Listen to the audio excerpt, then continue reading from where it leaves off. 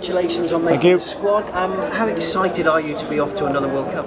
Very excited. I think, speaking to a few of the lads actually, we were saying that the last World Cup was effectively we played in Cardiff and London, which are two grounds we play at pretty much every time. We stay in the same hotels when we go to play England away, and obviously here in the Vale. So I think the most exciting part for me is sort of new venues, new culture, new cities to go to, and I think that's part and parcel of a World Cup as well. It's nice to, it was nice having home comforts last time, but it's nice to be out of that bubble, out of that comfort zone, and experiencing new stadiums and new crowds, etc. So really excited.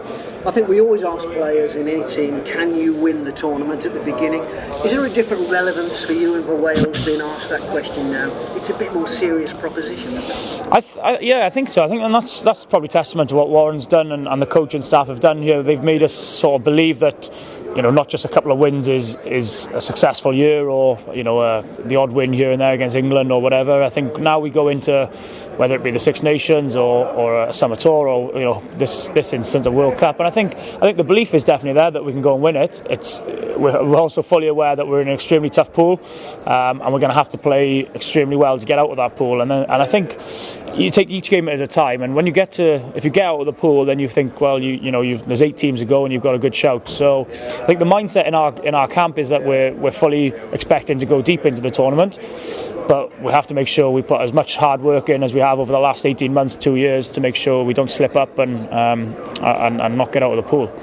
Where are the other challenges, do you feel? Who are the other teams that could win this tournament? Well, obviously you've got to look at New Zealand as probably being clear favourites in terms of the winners of the last two, the players they've got, the experience they've got in terms of winning games like that. So they'll have to be right up there. I think you look at South Africa, obviously coming off the back of an extremely good rugby championship, and they seem to have a really good blend in their squad at the minute in terms of pace, power, and creativity sort of thing. So they're going to be right up there, and you'd expect England to be really strong as well. They obviously two tough games with them at the start of the month, and you'd expect them to be right up there with the squad they've got, the player base they've got, and I think they'll be very tough to beat. But like I said, I think the big thing is it's really open, isn't it? And I think you look at probably any team on any day can beat each other in that tournament. It's just about making sure you turn up, you rock up and perform, and give yourself the best chance. Because I think when you look at there's probably no one that you fear playing, but there's a ton of teams who you respect and know that if you're not quite on the money, you can get beaten quite well by as well.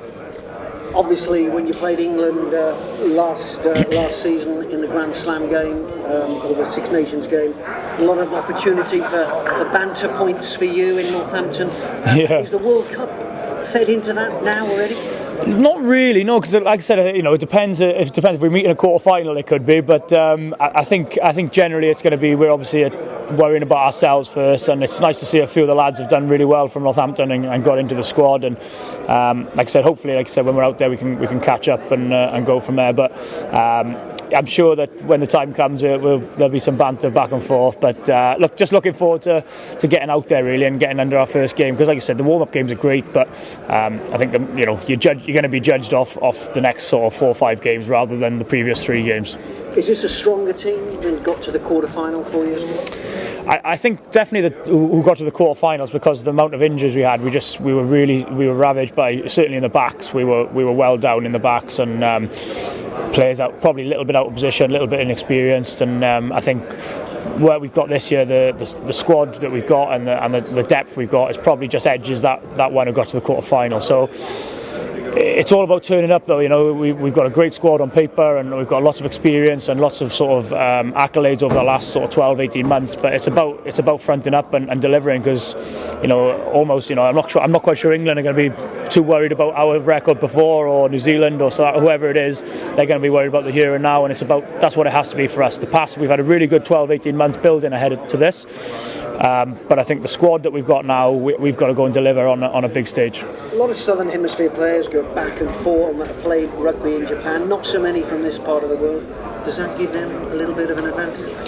Possibly. They obviously know the culture and the place is probably a little bit better than us. But but ultimately it's when you get on the field, there's going to be 2 sets of posts, a load of white lines, and it's about putting your systems in place. So I'm sure that off the field they'll have certainly an edge in getting round and maybe even speaking a bit more of the language and things. But I think when you cross that line, it's going to be. I don't think it's going to be a huge amount of difference, and I think it's going to be 15 on 15 and just go from there. So really, like I said, really looking forward to it. It's a huge showpiece, and the lads have done extremely well to be selected in the squad, and it's just about making sure we go and represent ourselves as best as we can over the next sort of 6-7 weeks.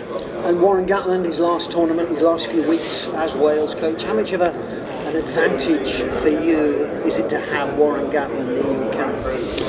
Yeah, obviously he's done incredibly well for us. He's had some great players who've done who've in key positions who've helped him over the years as well. But you have to look at his record wherever he's gone. He's been successful. So I think hopefully then we can sort of finish off on a real high for him. But mainly for Wales as well, because like I said, Gats is moving on and things, and it's up for us to create our legacy as well. And like I said, he's been fabulous for the country. But we're hoping that obviously as players, management, staff, everyone that we can do the job for us as well.